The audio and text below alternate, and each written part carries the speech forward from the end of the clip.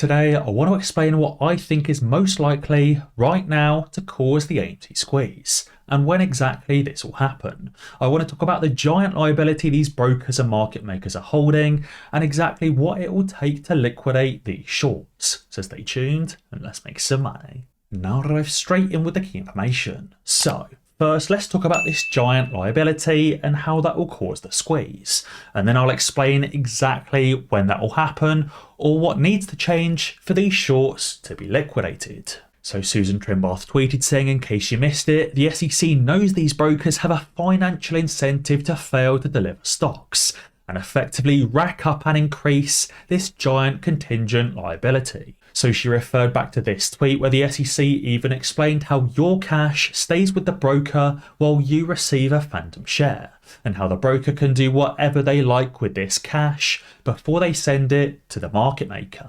So it says at least one accounting firm is known to encourage its clients to attempt to keep the level of FTDs below that of FTRs, or fails to receives. It says the reason for this is clear. In the normal cash transaction, the purchasing public customer must pay his broker-dealer by settlement date. At the same time, that broker-dealer pays the seller's broker-dealer only upon delivery of the security. And therefore, the purchasing customer's payment thus will be available to his broker-dealer for use in the business until the customer's securities are received. On the other hand, a customer who has delivered his securities for sale is entitled to payment by his broker-dealer at settlement date, notwithstanding the failure of his broker-dealer to transmit the securities to the purchasing side. Since the broker-dealer failing to deliver does not receive payment until he transmits the securities, this decreases the money available for use in his business. Saying any excess of fails to receive over fails to deliver therefore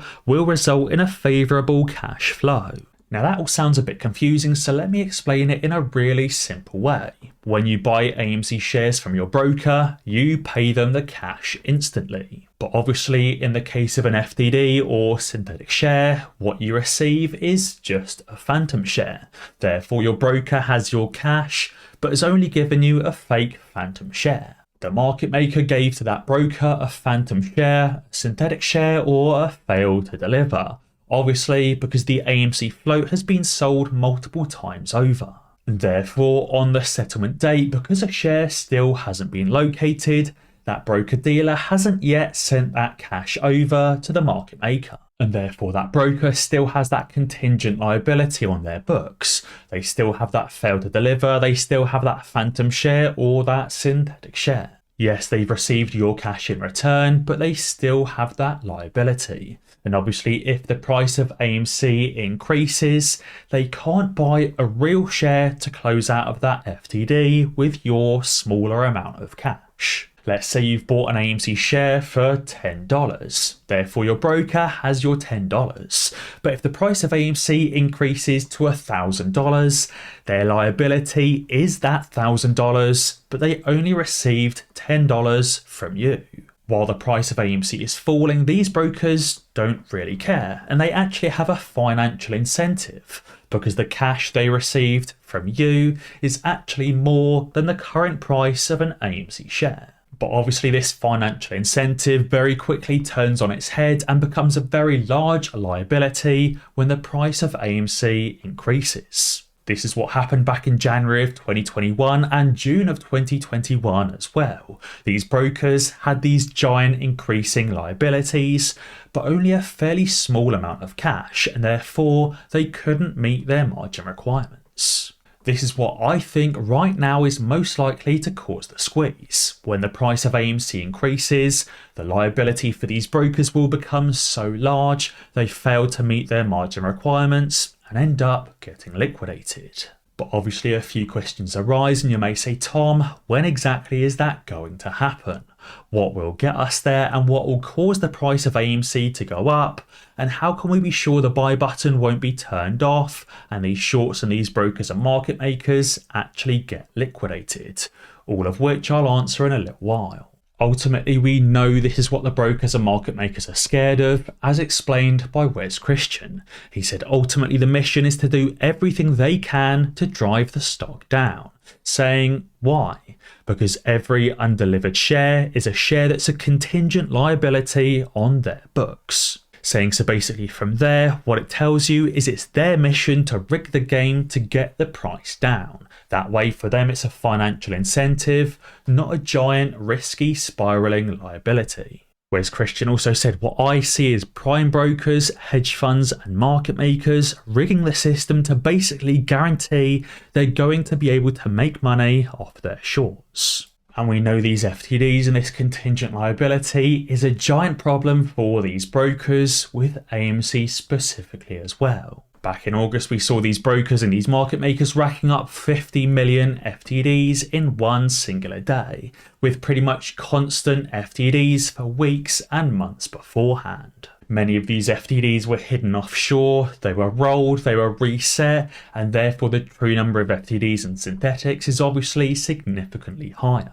That obviously was pre-split, but don't forget post-split, these FTDs are still around, racking up 56 million FTDs pre-split or 5.6 million FTDs post-split in just one singular day last month. So we know the contingent liabilities for these brokers, for AMC specifically, is absolutely huge. But as I said earlier, when exactly is this going to happen, what's going to cause it, and how can we be sure the buy button won't be turned off? Well, Susan Trimbar tweeted saying until all of our voices are raised in unison to get and enforce a settlement discipline regime, which is to make the brokers deliver the shares they sell, then I guarantee you, your kids will be facing the same problems in 15 years. She's basically saying until we can get the SEC to enforce a settlement discipline regime, this will keep happening. Now, I specifically don't think the SEC will be able to help us because obviously by now we know the SEC are corrupt and paid off by these shorts. So if it's not the SEC, who can we rely on, or what will actually cause it to get the job done? Well, let's start by thinking about who actually owns and controls the SEC. You may say it's the politicians, you may say it's the shorts, or you may say it's the highest donator. So you may know the SEC has denied the approval of these Bitcoin spot ETFs, but BlackRock is so confident they'll be approved, they're already preparing for their approval. The reason why BlackRock is so confident is because BlackRock is paying off the politicians, and the politicians control the SEC. This tweet says BlackRock is buying Bitcoin now, saying BlackRock has told the SEC it will seed its spot Bitcoin ETF in October in preparation for approval. So BlackRock is so confident they're denied spot ETFs will be approved, they're basically saying, look SEC, we know you've denied our ETFs, but we're so confident you'll change your mind that we've started buying Bitcoin. This is obviously because BlackRock pays off the politicians and the politicians control the SEC. But remember, it wasn't actually that long ago that the banks and politicians wanted a ban on short selling because they screwed up their treasury hedging and the banks were collapsing. Glenn Beck tweeted back in May saying, is someone short selling our banking stocks? This feels like GameStop.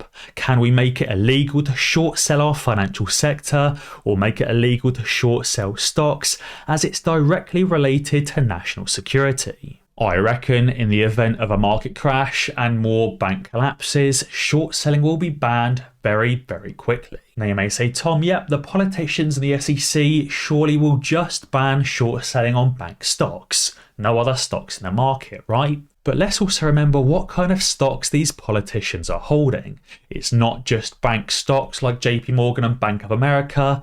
Many of these politicians are holding tech stocks and tons of stocks across the entire market. As a prime example, Nancy Pelosi just bought an additional $500,000 of Apple and close to $1 million in Microsoft. We know Nancy Pelosi and a ton of other politicians are holding tons of tech stocks and tons of S&P 500 stocks. So I think as soon as the market starts crashing, these politicians will ensure the SEC bans short selling across the entire market. Just like how these politicians sold their stocks before the pandemic, They'll also ensure that short selling is banned in the event of a market crash, obviously to protect their own net worths. And it won't just be banning short selling on bank stocks, because most of these politicians aren't actually holding bank stocks, they're holding S&P 500 and tech stocks. And obviously as soon as short selling is banned, AMC will explode upwards, liquidating these brokers.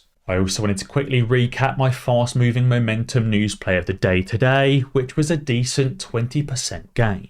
Not as good as the 90% gain yesterday and on Friday, but still, nobody ever went broke taking 20% profits every single day.